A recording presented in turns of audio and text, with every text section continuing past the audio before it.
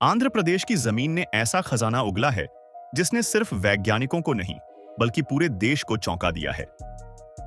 ये कोई फिल्मी कहानी नहीं, ये हकीकत है और इस हकीकत का नाम है मोनाजाइट। अब आप सोच रहे होंगे कि ये मोनाजाइट क्या बला है और इसकी इतनी चर्चा क्यों हो रही है। तो चलिए, आज मैं आपको एक ऐसी दुनिया में लेकर चलता हूं जहां विज्ञान, खनिज और भविष्य तीनों एक साथ मिलते हैं। मोनाजाइट नाम का यह खनिज कोई आम पत्थर नहीं है।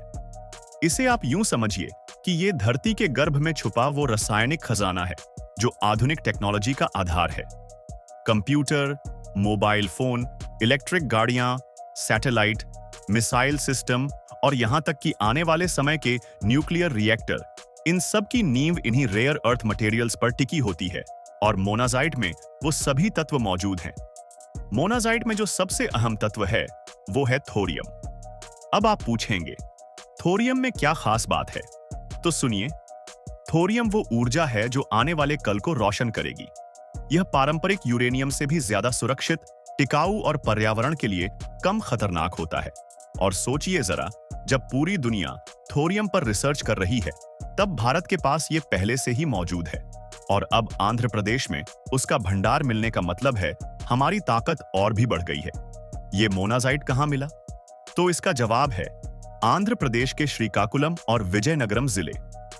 ये दोनों जिले समुद्र से सटे हुए हैं और यहाँ की रेत में ही यह दुर्लभ खनिज पाया गया है।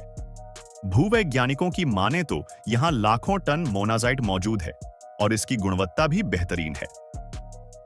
यह खोज भारतीय भूवैज्ञानिक सर्वेक्षण (GSI) और परमाणु ऊर्जा विभाग (DAE) की निगरानी में हुई है और इन संस्थानों का कहना है कि अगर इसे सही तरह से निकाला और इस्तेमाल किया गया तो भारत बहुत जल्द रियर अर्थ मटेरियल्स के क्षेत्र में आत्मनिर्भर बन जाएगा। अभी तक दुनिया भर में रियर अर्थ खनिजों का सबसे बड़ा उत्पादक देश है चीन, और चीन ने इन खनिजों के दम पर पूरी टेक्नोलॉजी इंडस्ट्री को अपने नियंत्रण में रखा है। लेकिन अब भारत के पास एक मौका है, ना सिर्फ चीन पर निर्भरता कम करने का, बल्कि खुद एक नया टेक्नोलॉजी पावर हाउस बनने का। अब जरा सोचिए, जब भारत के मोबाइल फोन, टीवी, कंप्यूटर और यहां तक कि सैटेलाइट तक के पुर्जे भारत में बने रसायनों से तैयार होंगे, तो देश की अर्थव्यवस्था को कितनी बड़ी राहत मिलेगी। मोनाजाइट से मिलने वाले थोरियम और अन्य रेयर अर्थ तत्वों का इस्तेमाल कई चीजों में होता है। मोबाइल और लैपटॉप की स्क्रीन में, इलेक्ट्रिक कारों की बैटरी में, विंड टरबाइन में, सैन्य उपकरण जैसे मिसाइल, फाइटर जेट्स में, मेडिकल स्कैनिंग मशीनों और लेजर तकनीक में। यानी ये खनिज जितना छोटा दिखता है, इसका इस्तेमाल उतना ही बड़ा और गहरा होता है। लेकिन हर चमत्कार के साथ कुछ चुनौतियां भी आती हैं। मोनाजाइट में रेडियोधर्मी गुण होते हैं और इसका खनन करते समय अत्यंत सावधानी बरतनी होती है। यदि खनन और प्रोसेसिंग सही तकनीक से न की जाए तो इससे पर्यावरण और मानव स्वास्थ्य पर गंभीर असर हो सकता है। सरकार को चाहिए कि वह इस पूरे क्षेत्र को सुरक्षित रियर अर्थ जोन के रूप में विकसित करे। आधुनिक तकनीक, स्वदेशी मशीनरी और लोकल लोगों की भागीदारी के साथ एक ऐसा सिस्टम बनाया जाए जिससे पर्यावरण को नुकसान भी न हो और लोगों को रोजगार भी मिले।